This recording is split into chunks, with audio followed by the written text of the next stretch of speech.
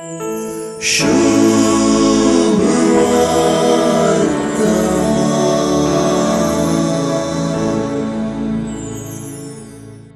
सुवार्ता सगळी धनियाच्या येण्यान भरून गेल्या.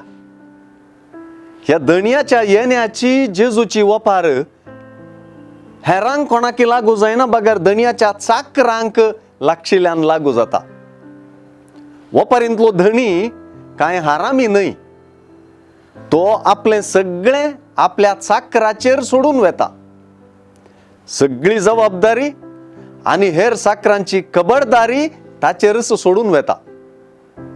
आता चाकरांचे जिवीत मात्र धनियाच्या येण्याक निरंतर राखून रावचे आणि जागृत रावचे.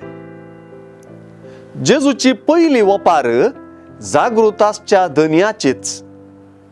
जागृत आसच्या घरच्या धनियाचे घर लुटूंक चोराक कशें चलीस जाता?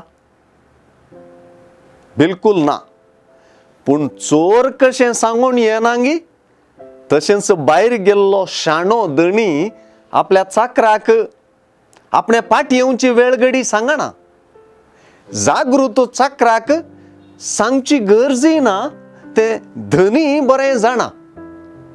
जागृत आणि जबाबदारीचो चाकर धनी आसल्यारी नासल्यारी एकसारको कामांत आणि जबाबदारींत मग्न आसता.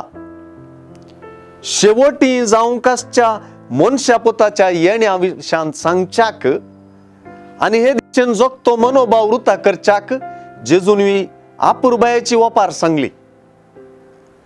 चिंती नसले घडयेक तयार आसची, चाकरां परी भागी बुदवंत आणि पातयेनेची चाकरां जावंक जेजून ताच्या पाटलाव्यांक दिल्लो उलो भोव महत्वाचो. धनी खंयचेय घडये येवंक पुरो म्हणल्या मनोभावान आपले जबाबदारींत मग्न आसचे क्रिस्त पाटलाव्याचे लक्षण.